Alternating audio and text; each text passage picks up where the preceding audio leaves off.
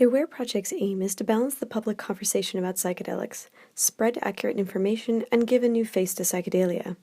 We feel that this change will occur through connection and relationship, one individual at a time. We are calling on everyone whose lives have been improved through the mindful use of psychedelics to educate themselves and become ambassadors for the psychedelic experience. Show those around you that people who use psychedelics mindfully cross all social, racial, economic, and political boundaries.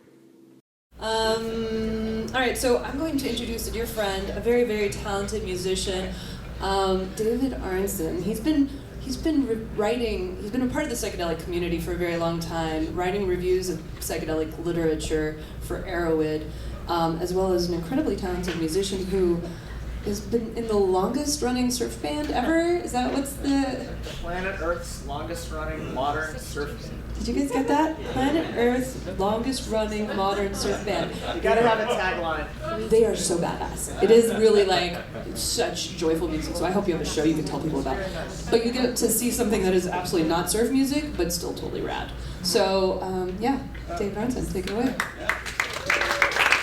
Hey, thanks, Marisa. Marisa Sturts. So anyway, yeah, the name of the band is called Insect Surfers. And this actually is our 40th year, believe it or not. Oh, who does that anyway? You badasses? Yeah. So I'm going to be playing some of the Greek mandolin known as the bouzouki here. Oh, let's see. One moment, please, as they say on those recordings.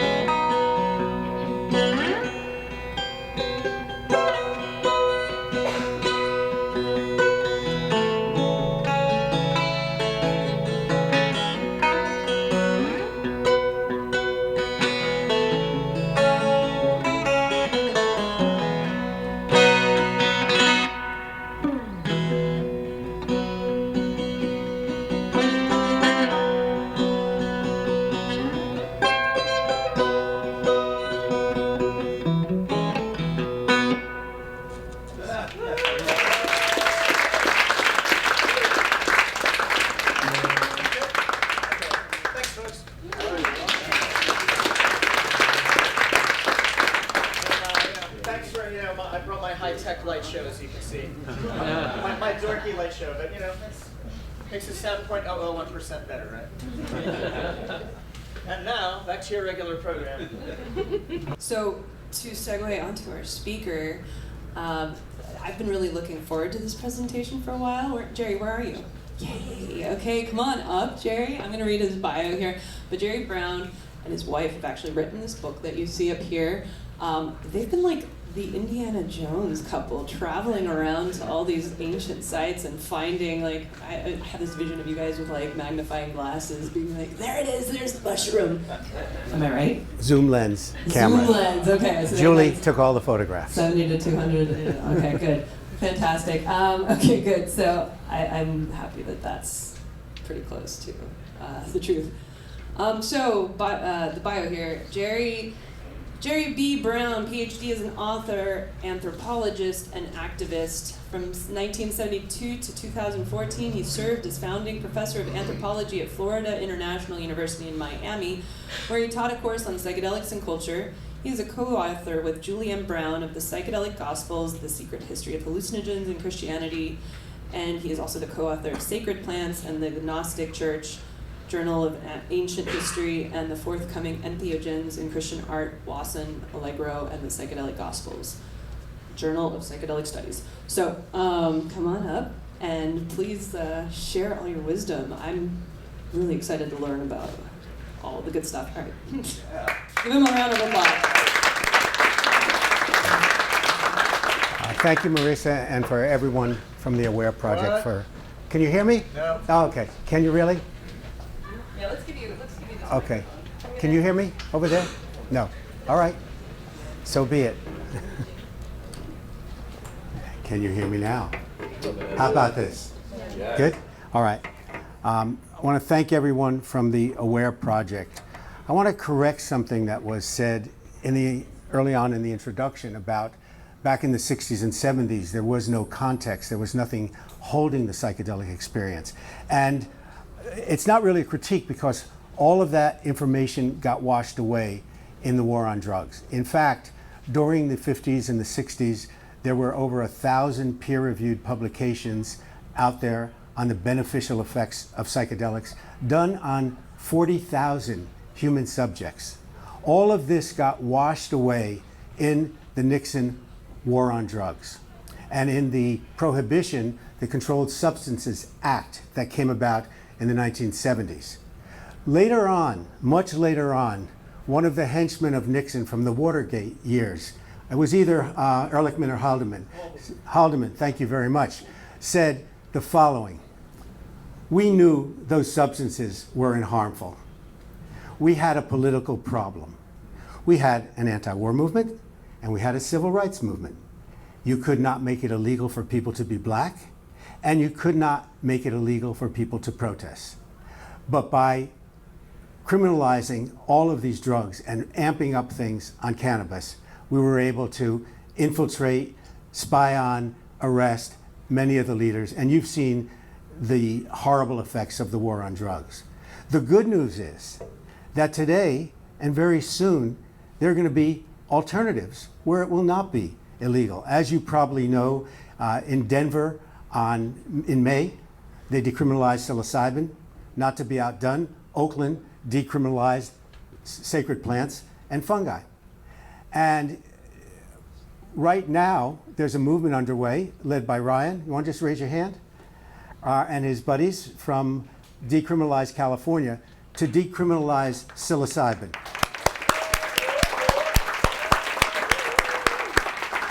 You'll hear a little bit from Ryan later. This is a heroic effort. It will take about 750,000 signatures to get it on the 2020 ballot. But as Cesar Chavez said many years ago, si se puede. It can be done. You'll be able to do it. Thank you for the music. Bob Dylan, Take Me Disappearing Past the Smoke Screen of My Mind Down the Foggy Ruins of Time. And Julie and I have literally traveled down the foggy ruins of time. I'd like to start out tonight talking about the Psychedelic Gospels. Our book, the subtitle is The Secret History of Hallucinogens in Christianity. And I'd like to tell you, and maybe take you the long way there, since we have a little time together, about how we came into studying and investigating this particular topic. Anyone who's been initiated into psychedelics, we're like leaves on a vast tree, and the tree has very deep roots. And however you find your way to the knowledge and the experience and the joy and the love that psychedelics can bring, other people have traveled that pathway before. Sometimes it's a very easy transition. Sometimes it's kind of rocky. St. Albert Hofmann, who was the discoverer of LSD and the first person to experience without any expectations an LSD trip, wrote the following: I was seized by a dreadful fear of going insane. I was taken to another world, another place, another time. Was I dying? My initial experience was not that bad, but it was very scary. It happened at something called a rainbow gathering, rainbow family gathering. Are they still taking place? High up on the western side of the beautiful Rocky Mountain National Park around a lake called Strawberry Lake. And no one knew really about integration, sitting. It was just friends turning friends on. And this was the first time we're at this wonderful place. And someone gave me some orange sunshine. And I lifted off.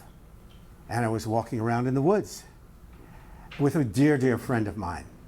And all of a sudden, I saw a magnificent carved staff lying on the floor. of the forest. And my friend stepped over it and he said, "Oh, nice staff." I picked it up. It was carved beautifully. It had velvet raven embossed into it. It had beads around the top. And I picked it up, and I'm tripping. And I'm feeling like I'm getting a lot of energy from this staff. I took it home with me to the campsite. I slept with it. I felt the staff was calling me to shamanism. In the next months, over the next months, at that time in my life as a young anthropologist, this was 1973, the second year I was teaching, I had just come out of a 10-year marriage. I was kind of lost in the world. I had just come out of 10-year involvement with Cesar Chavez's United Farm Workers in the first grape strikes. Yes, I'm older than I look. And I was kind of drifting. And all of a sudden, I started rereading the Carlos Castaneda books and reliving them, bringing power objects into my life, building an altar, talking to the animals. Finally, when I met the 3 people who were not people and felt they were out to harm me, I thought I was losing my mind. And I realized out of this experience that I had so desperately wanted to be a shaman, to be a healer, to be special, that I had created this whole myth. And out of that experience, the myth shattered, because it was not my truth. I didn't have healing abilities. Julie says, maybe the only original quote I've ever come up with is, "The myth is strong because the need is strong." And my need to find something special, to be special in the world, was so powerful that I created this whole image and myth. And in my first experience, now I was frightened. But who could I turn to? Who could I talk to about this? My ex thought I was a little crazy to start with. And I decided, being a teacher, to design and teach a course on hallucinogens and culture, which went into the catalog in 1975 for credit at Florida International University in Miami, still being taught today. Maybe the first 4-credit course. How did we get it into the catalog? We wrote the catalog. So was able to put the course in. Might be a little more difficult today. I went to my union representative, Bob, and I said, "Bob, can I talk about my psychedelic experiences?" 1973. Timothy Leary is the most dangerous man in America. "No, not if you want to keep your job." "Can I take students on field trips, the hallmark of anthropology, fieldwork?" "No." Can we talk about our experiences?" "Nope, these are illegal substances." So this was kind of a paradox. And in this course, I taught about the ancient cultures. I taught about the peoples from Australia to the Amazon, to Africa, to the central coast of Africa, who explored psychedelics as the portal to the gods. Mircea Eliade, the great Greek anthropologist, defined shamanism as archaic techniques of ecstasy. Ancient techniques of ecstasy, the Greek word ekstasis, flight of the soul. Ancient techniques for the flight of the soul. Because the role of the shaman was to travel to the supernatural world and bring back wonderful things to the community. Good hunt, health, healing, foresight, warding off evil spirits. Now I'm teaching this course and I'm learning a lot. I'm learning from Paul Stamets through books about mycology, ethnobotany, art history, theology. It's a very interdisciplinary field. Now we're going to fast forward to Psychedelic Gospels.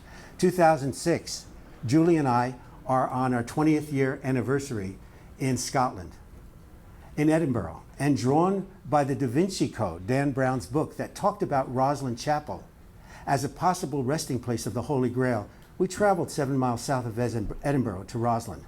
Roslin, which is a Catholic church built by Sir William Sinclair in the 15th century, is a fusion of pagan and Christian artwork. It's more Gaudi than Gothic. The sculptures seem to really move. And as fertility symbols from ancient times, there were in Roslin 100 green men heads. Green men were fierce fertility images, men and women from the old world, vines growing out of their eyes, out of their lips. And the most prominent green man of Rosslyn Chapel hung down from the ceiling on a 15-foot stone sculpture. And he had kind of a Mona Lisa quixotic smile. Is he smirking? Is he sardonic? Is he blessing us? And I bought a replica of this green man in the gift shop. And 2 weeks later, Julie and I are sitting in an Italian restaurant in St. Andrews, Scotland. And I turn the green man head around on the table, this plaster replica, and I am staring at an Amanita muscaria psychedelic mushroom. Dots on the cap, the veil from where the original veil peels back, the bulbous bottom. And this started our minds spinning. Julie found a reference to a quote in Ezra II, which is in the Apocrypha to the Bible, that talked about Ezra's psychedelic experience in the Bible, one of the truly authentic ones in the Old Testament. And all of a sudden, and that night, talk about synchronicities, the Da Vinci Code was playing in the movie theater, I just remembered, and we saw it. Now our minds start spinning. What is a psychedelic mushroom doing in a Christian church? These was all very purposely designed down to the last detail by Sir William Sinclair. Were they conducting psychedelic rituals here? Is it a message about what was going on in Christianity? Are there other images in art? Why? This has been here for 500 years. How come no one else has found it? Pascal said that chance favors the prepared mind. Ours, in terms of psychedelic experience and in terms of studying and reading and identifying mushrooms, were prepared minds.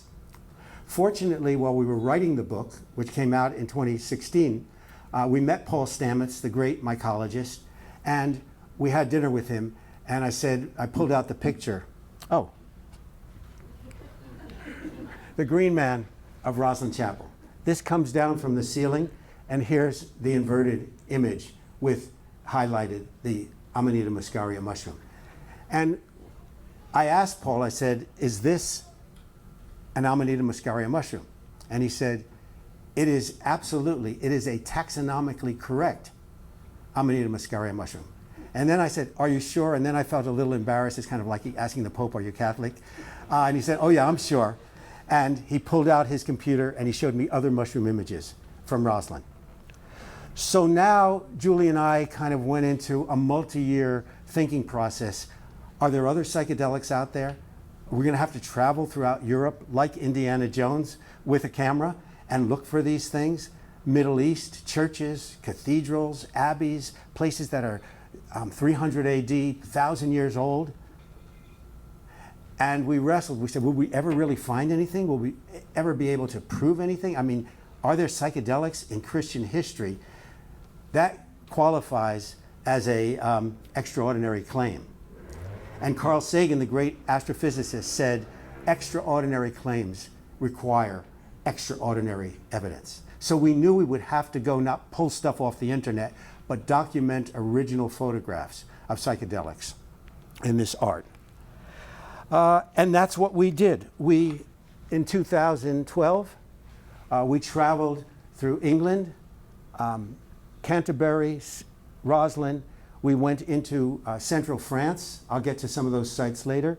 We went into the Pyrenees. We went to St. Michael's Church in Hildesheim, Germany, down into Italy to the Cathedral of Aquileia, northeast of Venice, to the Vatican museums, over to the Eleusinian mysteries, the archaeological ruins of the Eleusinian mysteries. How many of you ever heard of Eleusinian mysteries? All right. There's a wonderful book, The Road to Eleusis, out, which identifies the psychoactive ergot Claviceps purpurea in the Eleusinian mysteries. These went on in classical Greece, the foundation of Western civilization, for 2,000 years, until Christianity became the official religion of the Roman Empire. We went over to Turkey, where early Christians fled persecution in the first century. We went to the, what's the name of the valley? Hara Valley into the cave churches. And this is what we found. This is a fresco. It's a 1290 fresco from the tiny chapel of Plain-Carrault in central France. The chapel is 20 feet wide, 60 feet deep. And it was built and drawn during the Middle Ages. And what you see here is a giant Amanita muscaria mushroom, Adam and Eve, the serpent around the stem. But if you look closer, as Julie did, said, hey, wait a minute, Eve's skeletonized. She's already taken of the tree of knowledge, of good and of evil, of good and knowledge, the knowledge of good and evil. So what you have here are a couple of things. In Romanesque art, size matters. And the fact that the artist made the mushroom a little taller than Adam and Eve is an important factor. Secondly, you have two historical moments offering what some people call the apple, and there's no apple in the Bible. There's no fruit mentioned in the Bible. And so we see Adam and Eve with the psychoactive mushroom. This was, and I'm not going to go too deeply into this unless there's questions about it. This was at the base of the controversy that raged in the early 1970s between ethnomycologist Gordon Wasson and John Marco Allegro, who wrote The Sacred Mushroom and the Cross in 1970. And Wasson's argument was no, psychedelics ended in the Bible 1,000 years before Christ. And Allegro said, no, here it is in the church. But Wasson won. Allegro's work was discredited for reasons I can get into later. Bad linguistics, that's enough for right now. Bad linguistics and other things brought him down. And Wasson, being a preeminent authority in mycology, his view cast a long shadow, and people didn't look into it, into psychedelics and Christian art. Wasson visited this church in 1952. Julie and I go there in 2012. And Wasson was an indefatigable researcher. He chased mushroom stories, mushroom tales, mushroom mythology, mushroom artifacts, mushroom cave paintings around the world. But he didn't go 5 miles west of Plain-Carrault, where there were other mushrooms in the creation scenes in the Bible. He didn't travel only a couple of hours east to the Church of St. Martin de Vic in central France, and there is a series, it's practically an entheogenic Christology, an entheogenic story about Jesus' life. Anybody see any mushrooms in this painting? Right? And we're walking into this church, and Julie grabs my arm, and she points over here, and she says, do you see what I see? I said, oh yes, I see what you see. And there's so many things interesting because there's also, now we talk about fusing, there's the purification of Isaiah's lips, an Old Testament story with a New Testament story. And here the joyful youth, one of them is holding onto the branch, holding 5 large, smooth, tan psilocybin mushrooms. We turn to the right, and now there are the towers of Jerusalem, because Jesus is going towards Jerusalem. And up on top of the towers, using the same kind of long knife, they're cutting down mushrooms. This tower of Jerusalem sits over the following painting, The Last Supper. The same knives that are being used to cut the mushrooms on top of the tower are on the table. That is not bread on the table, because if it were bread in this era, it would be loaves and it would be broken apart with hands, not cut with knives. And if you'll look very carefully, let's see if I can do this, in the hems of the disciple, how many of you can see those? In the hems of the disciple, the artist has cleverly drawn mushroom images. It was getting to, all of this is in our book, which is available here, the Psychedelic Gospels. And also online on our website, you can see a lot of this, psychedelicgospels.com. This is where we had our aha moment. there is an alternative history of Christianity told in the artwork. And it's not so surprising because Pope Gregory in the 6th century said, let art be the Bible of the illiterate. And most people were illiterate. So the story that some people have that this was suppressed, this wasn't suppressed. It was done in secret for the initiates, as it's done in many societies. Then we had to ask ourselves, is this, we've seen some really interesting things here in France, but what is this? Is this an eccentric thing? Are these some renegade priests cavorting on mushrooms in the forest, far from the control of the church and the crown? We needed to go to the high holy places of Christendom to see if we could find mushroom images there. This is from the Great Canterbury Psalter. It's kind of iconic. It's on the cover of our book. You'll find it. If you do mushrooms and the internet or the Bible, you'll find it there. This is from an illuminated manuscript. These are either prayer books or Bibles with exquisite drawings, sometimes gold leafed in them. This was created about 1180 at the Canterbury Scriptorum, a place where Bibles are made. And there are 100 mushroom-like images. This is from the first page, a page, a folio, with 12 different paintings on it. This is the third one. God creates plants. Oh, but God is creating psychedelic mushrooms. The red and white Amanita muscaria mushroom, the blue psilocybin mushroom, because as we know, when you scratch psilocybin, when psilocybin or psilocin oxidizes, it turns blue. Almost a kind of fractal psilocybin mushroom in the third, and a paniolus, which is also psilocybin containing.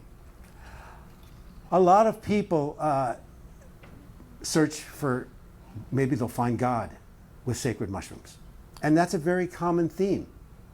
And in fact, there's been research where people have actually done that.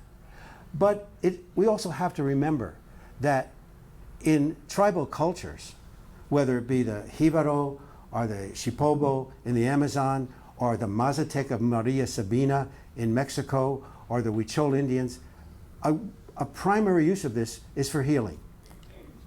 This is from the Great Canterbury Psalter, Jesus heals the leper. And here we see these scrolls coming out and speaking. And Jesus says, and the leper is saying, Master, will you cleanse me? But notice his scroll is not going to Jesus, who is almost suspended in air, but is going to the psychoactive mushroom at the bottom of the painting. And the scroll from Jesus' hand says, I will be cleansed.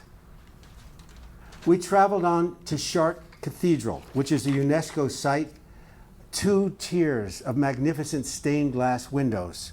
We found mushroom images in 7% of those stained glass windows from about the 12th century. Here's one example. This is the story, and what you have in the stained glass window are a number of panels. And this is the panel of the conversion of Placidus, the hunter, into St. Eustace, and the moment of his conversion. You see the mushrooms around him. You see the cross, which replaced the mushroom in later Christian art, between the stag's ear. And we know that the stags and the reindeer love Amanita muscaria mushrooms. And we also see the illuminating hand coming down, signifying his enlightenment from heaven. Now we travel over to Hildesheim, Germany, to the Church of St. Michael's. And in many of these cases, we don't know in Chartres, was it the clergy?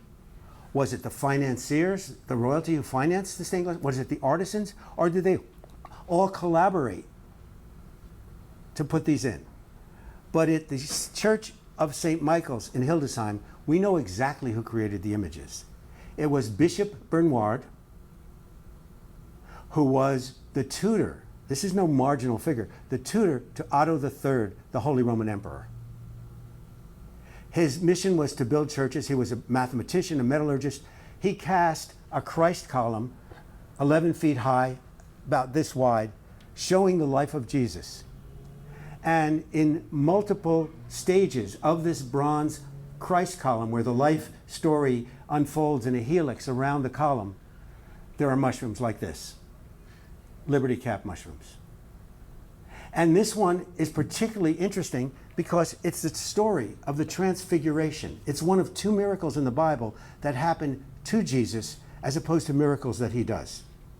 And in this one, divinity and humanity intersect, and God tells to his disciples and also to biblical figures who emerge to his left, "This is my son, hear him well." The anointing there. This is, Bishop Bernard was later sainted. It was later sainted by the Catholic Church. 200 years after he died, his monastic disciples painted a long Jesse tree about 90 feet long with multiple panels on the ceiling of the church. And this is at the base of the Jesse tree with a red background with golden apples, another image for psychoactive mushrooms. So this is what got us underway on our journey. We came to the conclusion that there is an alternative history of Christianity. We don't have any artwork before 300 AD because there is no Christian art before 300 AD, before 200. Poverty, persecution, lack of buildings were to place the art. But in the chapter that talks about the kingdom of heaven, Julie and I go in and we revisit with psychedelic gospel eyes the New Testament, the Old Testament, and the Gnostic Gospels. And we found many references. Here, we don't have the same kind of smoking gun you have with the images, but as we know, Jesus spoke in parables. And in many of these societies, if there is a secret potion, a secret substance, it's whispered about, it's hidden, it's phrased in poetic language, as in the Soma of the Rig Veda. But let me just share one piece of evidence with you, and that is in the Gnostic Gospels, the Gospel of Thomas, not written by Thomas. Jesus asks his disciples, "Whom can you compare me to?" And Thomas says, "Master, there is no one I can compare you to." And Jesus says, "Because you have drunk from the drink that I have measured out, you have become me, and I have become you. This is not wine." All right. And we believe that these kinds of passages are part of a doorway here. Our goal, Julie and mine, in writing this book, and the reason this book is so readable, why one reviewer called it, it's the Da Vinci Code meets the electric acid Kool-Aid test, is because Julie insisted that we do not write an academic book. We write a book that's scientifically correct, but we write one that everyone can enjoy. And so we're going to take, our goal here is not to undermine anyone's faith in Christianity. It's to rather reveal a mystery at the roots of Christianity as it is at the roots of Hinduism, as it is at the roots of the Eleusinian mysteries, as it has been found in the Buddhism in Michael Crowley's, not that Crowley, but another Michael Crowley's recent book. And we hope that there will eventually be an opening. For example, ayahuasca under Santo Dime and under UDV is legal in Brazil and endorsed by the Brazilian Council of Bishops. So we hope that someday there will be a revisiting or an opening. I want to take, before I bring Julie up here, just since we're going on 3 different sections tonight, are there any questions about this part, about the Psychedelic Gospels? You can find us on Facebook and we put all the current stuff there, Psychedelic Gospels. Yes, Dave. How did you happen to choose the religious sites that you went to? Did you know that they were going to have those images already, or did you? Some of them we'd seen in books. Some of them we'd seen in the internet, but the quality of the image was so impossible. Some of them we just talking to people in villages heard about. There's a chapter about René Le Chateau and Down the Rabbit Hole, where just talking to some people we were led to an amazing site. So it was really a combination.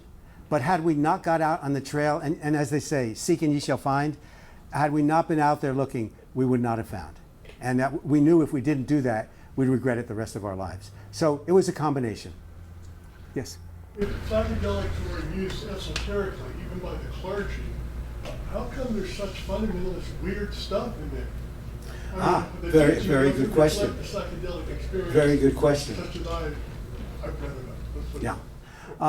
What happens is, in the late Middle Ages, psychedelics disappear.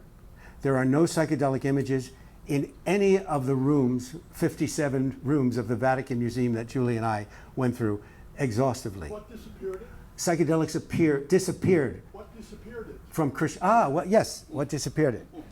The Inquisition. So what we have, and let's try to put our minds around this as we talk about existential challenges coming in the future through climate change, which are real. But between 1348 and 52, up to 60% of Europe's population was wiped out by the Black Plague. And then there were repetitions of it. And the church, which is supposed to have the hotline to God, was getting sick. They couldn't protect people. So they blamed marginal peoples. They blamed the Jews. They persecuted the Jews. The plague still came on. They persecuted other people. So finally, they turned on the witches. And this is where the wise women of Europe, who nurtured this lore, the aphrodisiacs, the herbal medicines, the psychedelics, become the satanic witches of the Inquisition. And this is a horrible period. At least half a million women people were burned at the stake, about 85% of them women. And the whole conversation shifts, and everything goes, if there's anything left, it goes underground. So that's what did it in. Other questions? Did you say 500,000? Yes, 500,000. In Marvin Harris, an anthropologist book, he's deceased, very distinguished anthropologist from Columbia University. The book is called Cows, Pigs, Wars, and Witches. And he documents that. And he goes into certain graveyards, and he actually looked at the records of how many people were killed, how many people were burned, how many people were men, how many people were women. Yes, sir. Do you feel like the history that you're exposing with psychedelics in religions, perhaps the origins of some religions, should play any role in the current conversations about psychedelics in today's culture and even in legalization? What role? Absolutely. Yeah. I think Duncan Blewett said in the 60s that there are three great inventions. One is E equals MC squared, one is decoding DNA, and one is LSD. And the other two we integrated into our society, but this one we did not. Yet. Not yet. That's coming. When you go back to the roots, and part of I think one of the mistakes, of many mistakes that were made in the 60s, was that this was new. It wasn't really grounded in its historical and ancient roots, and it wasn't attached to other research that had been done. So had it had that respect, that there is a long and ancient history and humanity has dealt with this, and very successfully at times, it might have been a different conversation. Although I think given the political climate, maybe not. Certainly today, we're seeing the door open to move in a new direction. Other questions? Any time for one more? Yes. So the examples that you've shown are mostly around 1,000 years after the spirits of Christ so far. The earliest one we have is from 300 AD, from the Cathedral of Aquileia. So there's a big lacuna, there's a big gap during the Dark Ages. And so we're seeing things from like the 10th century, 11th, 12th, 13th, maybe into the 14th. So I guess my question is, are these examples, do you think they're more from the culture of Europe infiltrating the culture of Christianity, or vice versa? Well, Is that tradition that sure. started from the Muslims to begin with? Yeah, let's look at it this way. Christianity emerged in a circum-Mediterranean area that was rife with psychedelic mystery cults. Eleusis and many of the leading Greek philosophers, scholars, Socrates, Plato, attended the visionary quest at Eleusis. The Therapeuti, the Neoplatonic cults, the Seraphi, the Gnostic cults, even some of the early Christians, especially the apocalyptic visionaries, it's written that they knew and got involved with psychedelics. So it's not like it all suddenly just appeared on the scene. It just evolved out of a long history. One more question, and then we'll go to Julie. Yeah, I've heard things, like with reference to Eleusis, that there were things like climate change in the Mediterranean that contributed to like a diminishing supply of psilocybin. But then I've also heard things that are more sociological and suggest sort of that they became just more scarce and hoarded by for those in the know. Yeah, the question was there climate change or some effect that cut off the supply to Eleusis? That wasn't the issue. The Road to Eleusis is written by Gordon Wasson, the father of modern ethnomycology, Albert Hofmann, the chemist, needs no introduction, and Karl Ruck, a classical Greek scholar. And Hofmann, after analyzing, because this grew out of the myth of Demeter, Persephone and Demeter, which I won't go into at this point, but she brought, after the people of Eleusis helped her get her daughter back, Persephone. Demeter gave them a gift of the secret potion. And it's barley and rye, and we have photos that we took at the Greek Anthropological Museum of Demeter or Persephone on one side, a line down the middle, someone's giving them grain, and they're giving back the potion. And Albert Hofmann came to the conclusion that it was a psychoactive ergot, an LSD-like substance, Claviceps propea, that grew on the rye and barley in the plains. So it was not that problem. This went on for 2,000 years. And people who participated on pain of death could not speak about their experience. And it only came to an end, not because of climate change, not because of lack of supply, when Christianity became the official religion of the Roman Empire and Demeter, Eleusis, was destroyed. You can still visit this incredible archaeological site, which is about 14 miles west of Athens. Let's take your question quickly, and then we'll bring Julie up. Do you think any members of the clergy, including the Vatican or the Pope, know of the true history of Christianity? I think, and I can only speculate, that in the vaults of the Vatican, I'd love to go in there, and there's plenty of great information. So I do believe that there's knowledge there.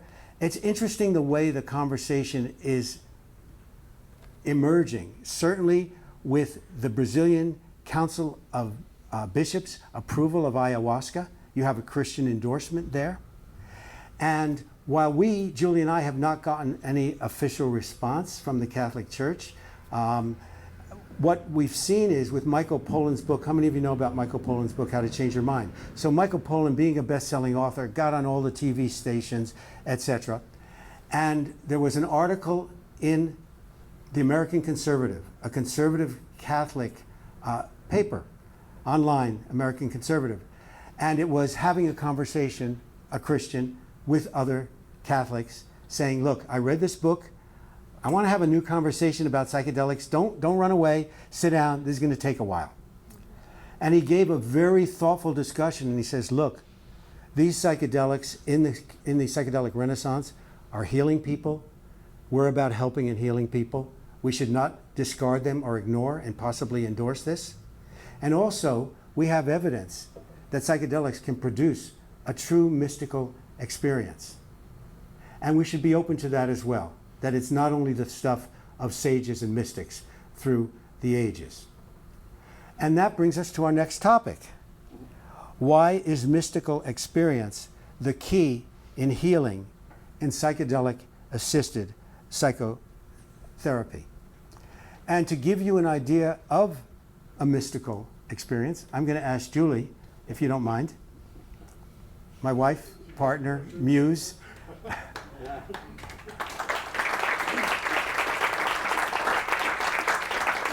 to talk about an experience she had quite a while ago. So I'd like to share my cosmic consciousness experience with you. It was back in 1969, a few years ago, and I was 21 years old, and I was in New York City, and I was then with my partner, and a different one, and we went to a concert in, it was a big concert, like a 2-day or 3-day concert in outside of Philadelphia, a jazz festival. And a friend drove us there, and we decided to look around to see what was happening. And an older man came up to us and said, I mean, older to us, he was probably in his 30s, came up to us and he said, hi, you know, are you looking for any psychedelics? And we said, well, what do you have? And he said, well, I have this new thing that I just invented myself. It's, I'm a chemist, and it's called Product 4. And I said, what's in it? And he's told me, all I remember is, I think it had something like 300 or 400 micrograms of LSD, DMT. I think it was either psilocybin or mescaline, I'm not sure, and something else that I can't remember. So we said, sure, why not? Sounds great. And so my partner and I took a capsule, but I think it was a big capsule. Oops.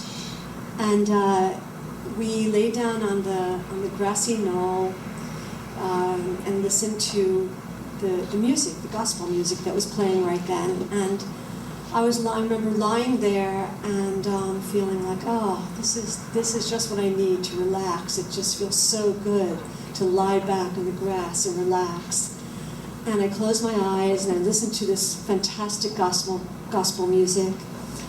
And I closed my eyes and felt really, really good. And the next thing I knew, I started having kind of like flashes of white light and color and behind my closed eyes. And they got brighter and brighter and brighter. And the next thing I knew, I felt really, really light. I mean, like whole body felt like it was just blazing with white light. And the next thing I knew, my mind just bulleted out of my body right into space. And I was zooming into space, like as fast as a light, I guess. And it was just an amazing experience. I remember feeling more like a feeling of what's going to happen next more than fear.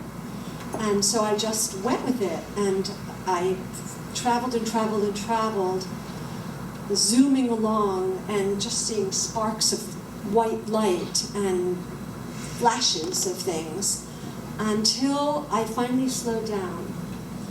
And in slowing down, I started seeing where I was. And where I was right there with all the stars in the heavens. And it was a feeling of homecoming. And in that feeling, I noticed that the stars, every one of them had faces. And I knew everyone. Every star I saw, their face was familiar to me. And in that moment of recognition was this huge feeling of not only recognition, but this profound feeling of love for everyone. And it was like we were all like reaching out and holding hands, though the stars didn't really have hands, but I felt like I was holding hands with everyone, like around the whole entire globe or universal energy that some call God. And it was, well, you can imagine. It was an incredible experience, and the love and the feeling of when I came back, because I did come back, and when I came back, I opened my eyes at some point, and everybody was gone. The concert was over. I missed the whole concert. So it was like, okay, I missed the concert, but what I got from it was, well, it was the most powerful experience of my life to that moment. And I've done lots of entheogens, lots of psychedelics. I did LSD and psilocybin and everything every weekend with my friends, and we were searching, for God and we're searching and searching. And this experience, I just never needed to search again. I feel that it was the most important event of my life, even more important in a way than getting married to my soulmate and having my children. It gave me a feeling of inner peace and recognition that we are all this. We're not just one, we are each other. That our energy is transmuted all the time from one energy source to another. And we're just here. That's why I'm telling the story, because I don't really like to speak in public. My husband's really good at it, and I'm kind of goofy, but I have to tell the story because I want you all to know that this is real. And I'm here I'm still alive. 71 years later, I'm alive. Well, actually, how old was I then? 51.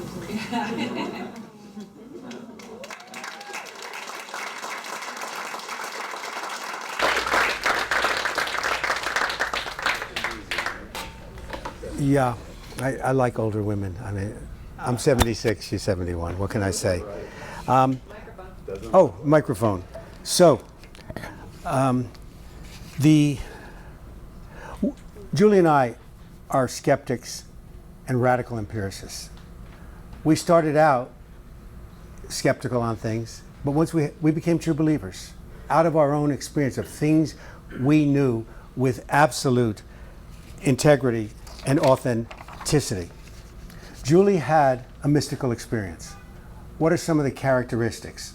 I'll take these from William James. Oh, and being a professor, I made just a reading list. If anybody wants to follow up on any of these topics, just pass that around. There's plenty of them there. So from William James, the variety of religious experience. It's ineffable. It's difficult to express in words. It's authoritative. There's an absolute truth there, a direct knowledge. No one could shake Julie's faith in what she experienced. No one could shake that. It's transient. It came and it went. And it's not a place that you could stay for a long, long time. It gives you a sense of union with others, union with God, union with the great light, the spirit, whatever you want to call it, that presence. It's timeless, it's out of body, it's awakening at times to the true self. And it gives a sense of a universal connection. Now, these are anecdotal. This is one person's experience. And in the 60s and 70s, we heard a lot about this. Oh, you take psychedelics, you can see God. And in 1962, there was a remarkable experiment done that we document and tell about in our book, called The Miracle of Marsh Chapel, that took place in a room in Marsh Chapel at Boston University. And Walter Pankey, who was a graduate student in Timothy Leary's psilocybin project before he got booted out of Harvard, wanted to see if we could prove this. Could we prove that psychedelics induce an authentic mystical experience? He took with his team a group of 20 divinity students. He divided them in half. One half received the psilocybin, 30 grams. The other half received niacin, B12, which gives you kind of a little bit of an energy rush. The divinity students did not know who was getting the psilocybin and who was getting the placebo. The 30 milligrams. The observers did not know who was getting. And in a questionnaire on mystical experience, after this, they found that 9 out of the 10 divinity students had a mystical or full-blown religious experience, including then student Houston Smith, who went on to be a very well-known religious scholar, who said, "This is the most powerful cosmic homecoming. Now I know what the Bible's about that I've been reading all my life." Rick Doblin, the founder of MAPS, for his doctoral dissertation 25 years later, he found 7 of these divinity students who had the mystical experience. And like Julie, they said, it was either the most powerful experience of my life or one of the most significant experiences of my life, and I'm still benefiting for it. Long lasting. Transient, but long lasting. Now, this is where, if it's not interesting enough, the story really gets interesting. We fast forward. So we have the first phase of research, we have the Nixon years, and now we come 2000 to the psychedelic renaissance. And Roland Griffiths, the grandfather of the psychedelic renaissance, who before he started researching psychedelics had 300 peer-reviewed publications in substance, in drugs, and substance abuse. So his credentials and his reputation were impeccable. And he replicated the miracle of Marsh Chapel. And he started at Johns Hopkins, and it's been picked up at NYU and some of it at UCLA. Rigorous 3-stage placebo, double-blind scientific research. What's fascinating here is that you can use science to induce a mystical experience which sort of undermines science, kind of white coat shamanism, as it's been referred to. And there are many, many advances, and you'll see them all over the internet, in the psychedelic renaissance. 2 of the things that have been fast-tracked as breakthrough therapies by the FDA because they show such promise and nothing else is working is MDMA, ecstasy, for post-traumatic stress disorder, treatment resistance. Nothing else is helping these guys. And let me just point out here, there's a protocol going all the way back to Stanislav Grof's LSD psychotherapy.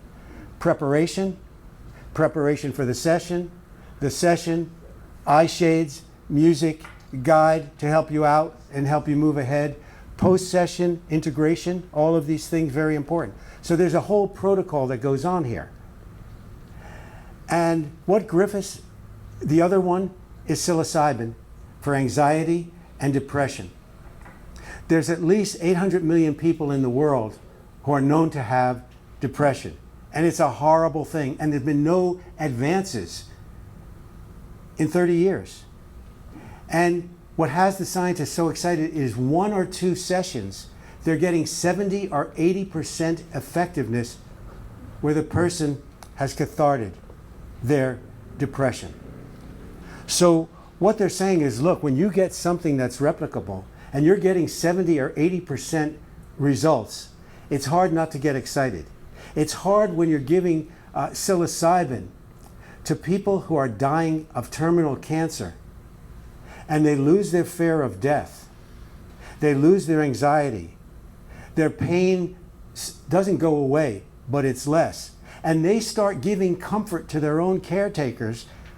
Griffith says, you just have to stand back and wonder. And this is what the difference is between the psychedelic renaissance and the 1960s.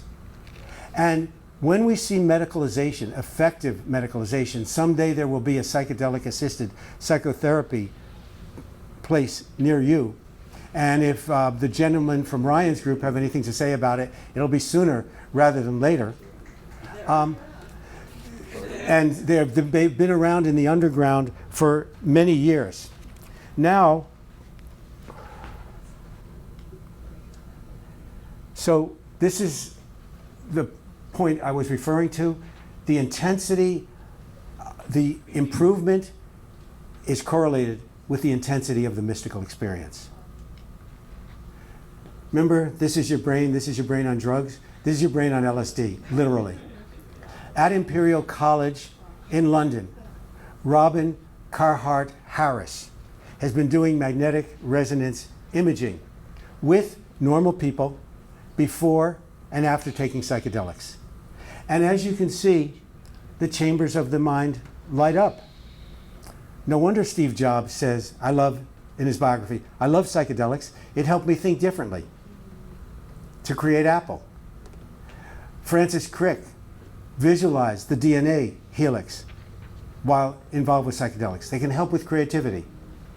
So what he found was that when we have obsession, when we have depression, when we have anything where the mind is trapped, running down the same route over and over with negative thoughts, that's called the default mode network. And the mind has been captured. He has a book out called Capture, where he puts a unified theory of psychedelics and mental disorder together.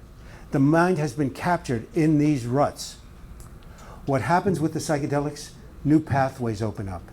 It's like you go home the same way every day, you drive that way, and the street is blocked. And now you have to explore other routes. This is what it's like if you have a flashlight that's zooming in on one thought over and over again. I'm a failure at relationships. I'll never be a success. My father was right. I should have gotten into business. My mother was right. I'm not a good housekeeper. Whatever the negative message is, and something gets to you where you're totally living it and internalizing it, this brings you out of it. And it brings you out of it quickly. And it brings you out of it in a lasting way. And you don't have to be hooked on some antidepressant. So Big Pharma does not like this at all. Big Pharma does not like this at all, but this is where creative destruction comes about in these particular industries. Stanislav Grof, who developed LSD psychotherapy, said, psychedelics are the royal road to the unconscious. They're a superhighway. They're a jet plane. As a scientific phenomena, if you can create a condition in which 70% of the subjects achieve positive, lasting results in 1 or 2 sessions, ! Roland Griffiths.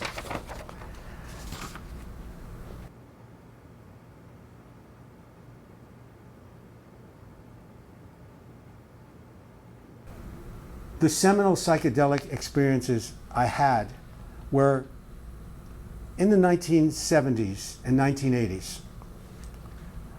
I had an experience with psilocybin mushrooms in Jamaica that put me on the path where the voice spoke to me and said, you need to work on nuclear energy issues. And I've worked on those for 40 years.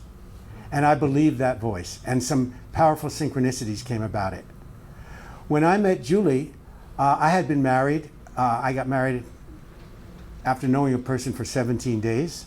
We were intellectual brother and sister, very idealistic.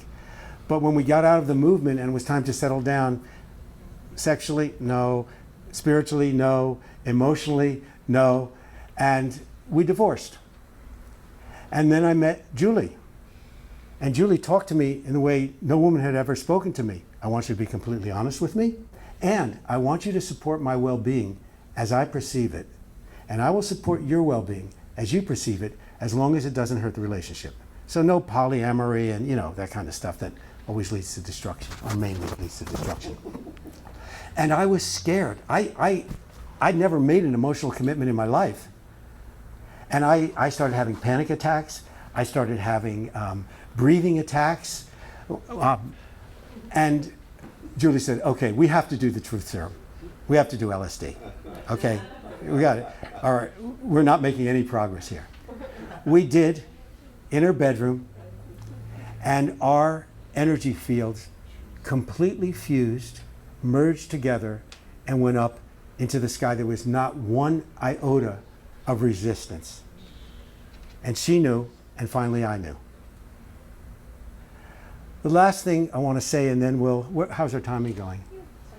Okay, before we open it up again to questions, is I'm not a depressed person. I have pretty good brain chemistry. I spent 5 years from 2013 to 2018 in Santa Barbara directing the Safe Energy Project for the World Business Academy to close down the Diablo Canyon nuclear power plant, which will close in 2024, and to close San Onofre, which was fatally flawed, which closed in 2013. A lot of different groups were involved. And getting to the age and where this project was over, I said, you know, I've been working for 60 years. I don't want to go out and hustle another consulting job because I can't live on my teacher's pension in Santa Barbara or San Francisco or Los Angeles in the style I'm accustomed to. And I don't want to have to hustle more consulting jobs. So let's go to Europe. Let's go to Portugal. Let's retire. Let's teach and preach the Psychedelic Gospels and enjoy our lives together. We get out on the road 2 weeks, and I fall into a horrible depression, obsessive thinking.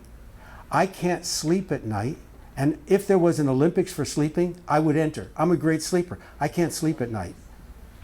And I'm depressed, and I want to go back. I want to go back to that person, to being Dr. Brown in the anti-nuclear movement, because I was getting so much gratification from that. This went on for 6 months. I lost over 22 pounds. I couldn't sleep. I was scared. I felt I was destroying myself. And I couldn't break out of the negative loops. And everybody tried to help me, EMDR, and listen to Dr. Joe, and take psychotherapy, and try lorazepam. And it was like having a water pistol and shooting it at an aircraft carrier. Nothing. It turns out, when we got to Portugal, there was a retreat center 15 minutes from where we lived. And every 2 times a year, they bring in ayahuasca shamans. Julie said, "You're driving me nuts. You have to go." I was petrified. My ego was so frail. I felt so vulnerable, but I went. In the ayahuasca, and it was a Santo Daime session, in the ayahuasca session, which lasted from about 12 o'clock at night till 4 in the morning, 3 things happened. I saw that I was a prisoner of my ego, that I couldn't be happy because my ego was holding on to who I used to be. And that ego shattered. I empathized completely with what I was doing to my beloved wife, who I promised this is going to be our time together, and now I'm driving her crazy every day. Let's go back, let's go back. And finally, I felt as if I were possessed, and I pulled this long black snake of depression, literally, on ayahuasca, out of my body, and I flung it away, and it slithered away. Come on up here. And I came home, I went to sleep, and how was I the next morning? So Jerry is a musician, writes songs, sings. Every morning he wakes up, he's singing. Well, for 6 months, no singing. That morning that he came back, he came in singing. So that's, he was back. He was exactly back, and here he is. So that's what we'd like to share with you. There's so much more. And Julie, will you make yourself available for questions? We have the Psychedelic Gospels here. It's very readable. And if you'd like to know more about our work, please buy our book. If you like or love our book, write a customer review on Amazon. It all helps. And follow us on Facebook, because that's where we put all of the postings. In August 14th, I'll be debating this theory with a medieval historian who opposes it at Breaking Convention in London. And sometime between the 16th and the 18th at Breaking, I'll be presenting on this. So invite you. So we're going to open the floor up. Marissa, can we, for some questions? Can we open the floor for questions? Yes, please. All right. Yes, in the back. You mentioned that the pharmaceutical companies aren't particularly interested in psychedelics because they're one-time use or two-time use. There's not an ongoing dependency that's created for them. So what, in your vision, if the dominoes had to fall, what would have to happen that you think there would be a generally accepted, that the public and the medical establishment and the governmental officials would actually be open to the possibility of integrating psychedelics into mainstream medicine? Right. I think we're seeing the beginnings of it. What we've seen with cannabis, which is certainly not at the beginning with 33 states having medical marijuana and the District of Columbia, and then 10 states having recreational cannabis. Legalization follows medicalization. And when people realize that these substances have been through FDA approval, when they're truly helping people, that's going to shift the conversation. The kind of thing the AWARE Project is doing, education, responsible information, is going to help shift the conversation. Voter initiatives focus people's attention, as they did in Denver, and in Oakland it was a unanimous vote of the city council. This focuses people on, hey, we're going to have to make a vote. What's this about? Getting more information. It's a very poignant way to move the conversation ahead. And I foresee MAPS, which is sponsoring this in the United States, the Beckley Foundation in the UK, and others. Through nonprofit funding, Dr. Bronner has been a big funder of this kind of research, are laying the groundwork for the eventual decriminalization, legalization. And decriminalization will open it up to everyone, not just for medically approved psychedelic sessions. So I think the shift is here.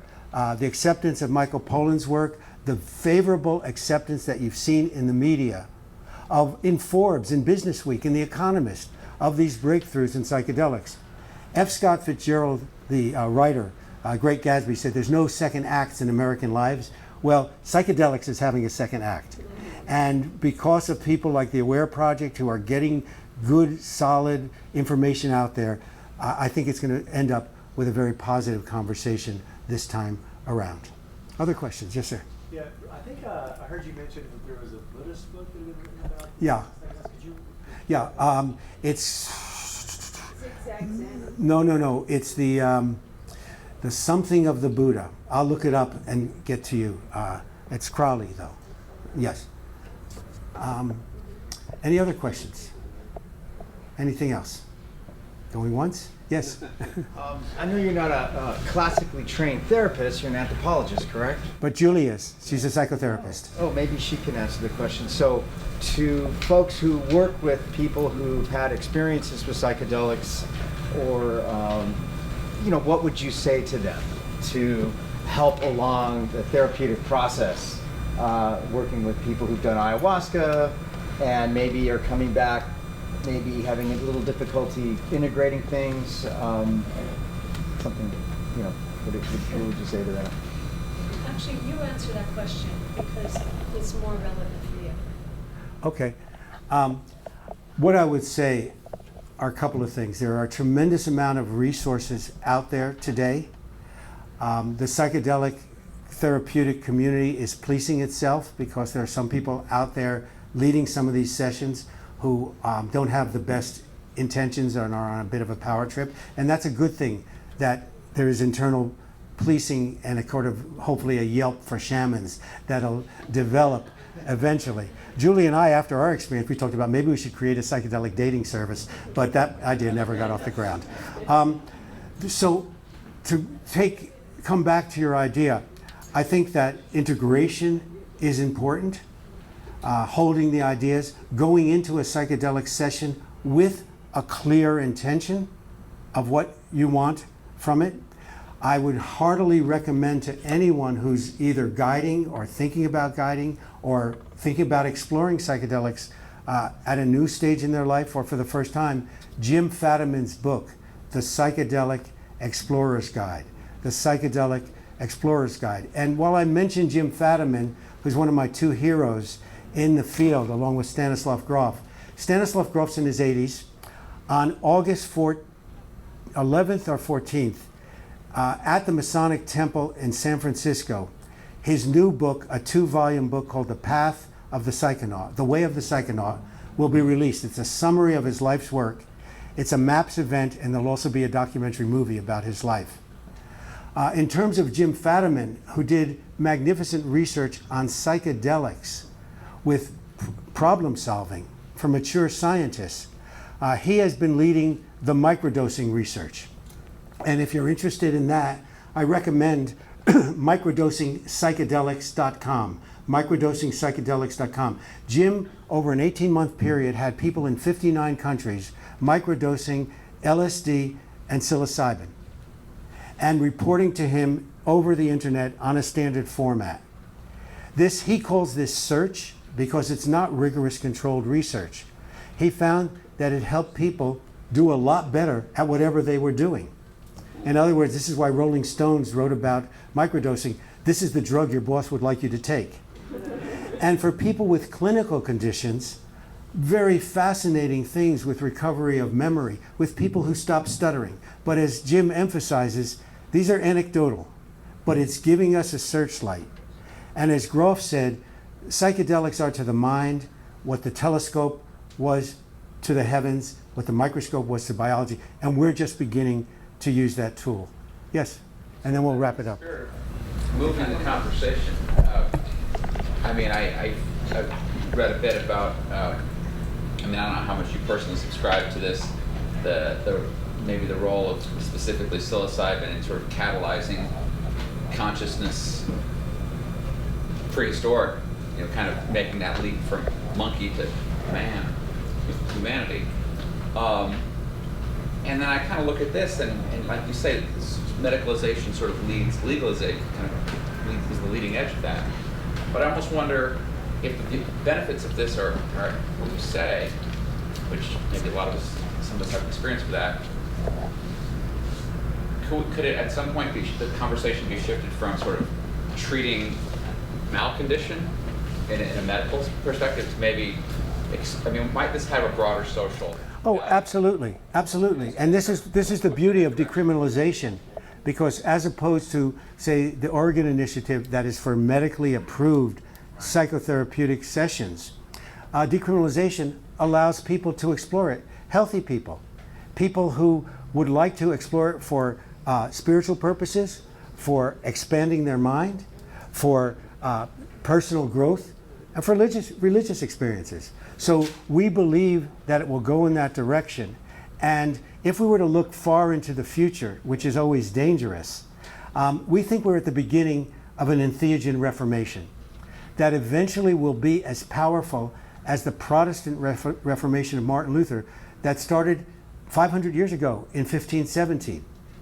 Because this brings people, we start out with shamanism, we move through religion, through ritual, we move through text, analysis of the Bible, Gutenberg Galaxy, printing press, and now psychedelics are reopening the door to mystical experience and to direct experience of God. So we think this will be part of the psychedelic renaissance, that there will be a long-lasting. To answer the other part of your question, we have archaeological evidence, and we present an image in the book from the plains of Algeria from 9,000 before Christ, so 11,000 years ago, of a beheaded mushroom shaman, where his body is, and they used to like to preserve the psychedelics in honey, and he has mushrooms all over his body. That's sprouting out of his body. That's one of the images that we included, sprouting out of his body, his arms and his legs, all over. So we have it very deep in the archaeological record. Now, the beloved Terence McKenna, one of the great psychonauts of all times, he came up with this stoned ape hypothesis. And he tried, and it's a hypothesis, and it's really not provable. And he came up with this idea, and the greatest question in anthropology and archaeology is, how did we become human? How did we move from our primate and other ancestors to becoming who we are today? And how did this happen so fast in geological time? And McKenna came up with the idea that's called the stoned ape hypothesis, that psychedelics played a significant role in that evolution. It's an intriguing theory. Also that the aliens came down and altered DNA is intriguing. Or radiation showers altered our genetics and got us to where we are. But these, right now, it can't be proven. So it's fascinating speculation. But we do know that these have a deep history in the archaeological record, and we know that many, many shamanic groups use psychedelics, not all of them. And look, this isn't the only pathway to these experiences. Deepak Chopra, in a book called God, Conversations in Revelation, talked about other pathways. But it's one that has been around a long, long time, and we're opening the door to have that conversation again. Yes, sir? Last question. Last question. Okay. One of the things that was interesting about the legalization of pot throughout our country was that fundamentalists, Christian fundamentalists, realized this cannabis helped their children. And they go to the Bible and says, hey, we have the right to use all these herbs. That's in the Bible. However, with the psychedelics, back in the 60s, we were developing a pretty interesting worldview, kind of rising up out of this thing. Voluntary simplicity, more and more and more is not an adequate mantra for the human race right now. You know, I mean, we came up with some worldviews, but what we did is we completely underestimated the power of the establishment counterattack. And it does seem to me that it was an across-the-board counterattack. This is more of a commentary on what you're coming from. But one thing when you mention, like, why is this stuff going to be integrated into society? The society can no longer afford the damn cost of these addictions, these depressions. They cost our society trillions of dollars. And the people who have to foot the bill, the federal government, big insurance companies, they can't raise the rates anymore. They can't raise taxes. They can't. How are they going to improve their profit? Well, they got to cut the expense. Sorry, big pharma. Somebody, you know, the insurance companies are not in bed with big pharma. They're in the interview. Are we going to a question? Yeah. How do you see the mechanism to avoid the counterattack? Because what it stopped to do with the pot was... I think the mechanism is rigorous scientific research, eminent scientists doing it, and proving these things beyond a reasonable doubt. Like global warming? And let's just stay on psychedelics for now. And I think that's what's really opening the door. When it came to early marijuana legalization, Barry Goldwater, an arch conservative, was for it. Why? Because conservatives don't want the federal government standing between a patient and their doctor. And if the doctor's going to recommend something. So thank you, Marissa. Appreciate it. Julie and I are happy. Thank you. We'll sign books and we'll inscribe your name. Can we get one more round for him and his lovely wife?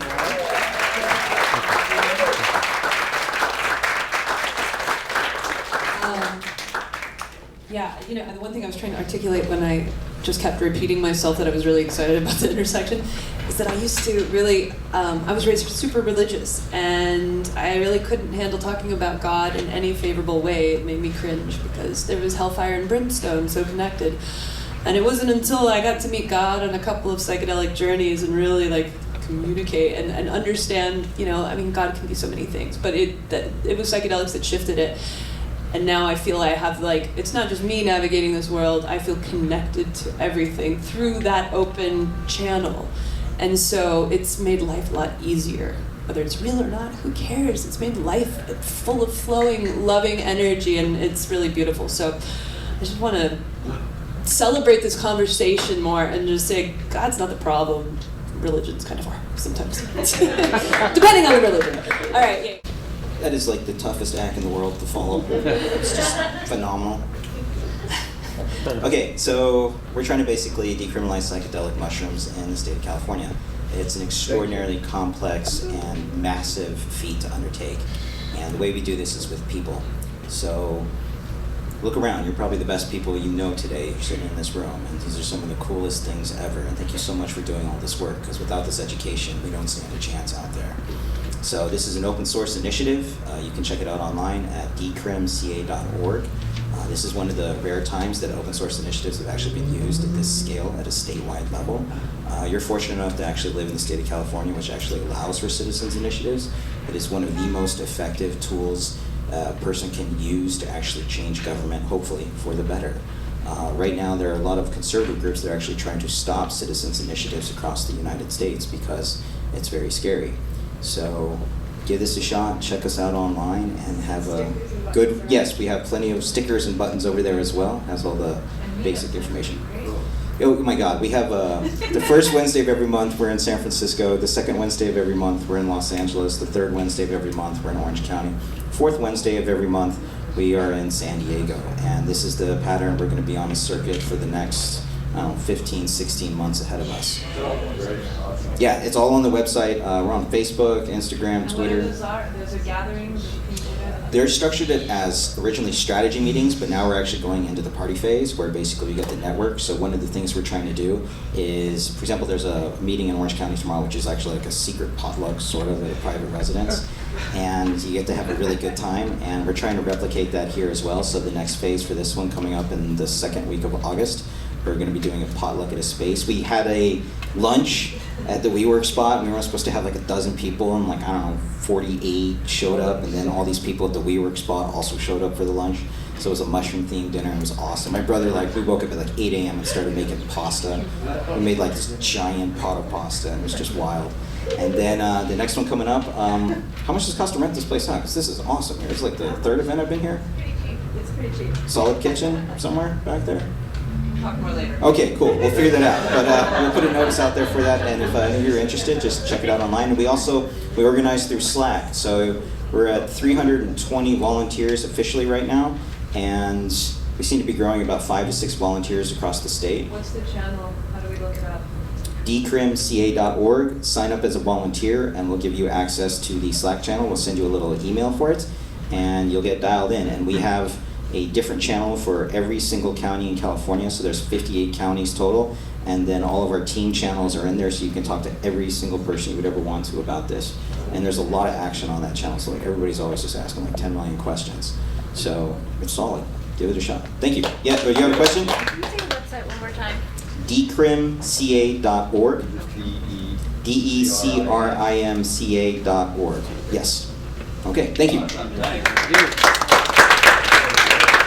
All right, so we're just closing down, and I just want to do one more quick announcement, and we'll do some thank yous. Someone asked about, how we get kind of support with integrating these kinds of experiences, and the Aware Project has connected up with a whole host of community leaders and has put together a safe sitting guide. And so if you go on our website under safety, it's safe sitting guide, and we have a multi-installation guide to how to responsibly engage with finding responsible guides, because as a sort of a harm reduction support. So what kinds of questions to ask yourself before you might be engaging in any work, what questions you should be asking maybe a guide you would like to work with, and what questions they should be asking you, because if they're not asking you enough questions, then that's a red flag. So we have a lot of really great information on there, so please check it out, Safe Sitting Guide, on our website. And hopefully we'll have some brochures at some point to start giving out to people. So thank you so much.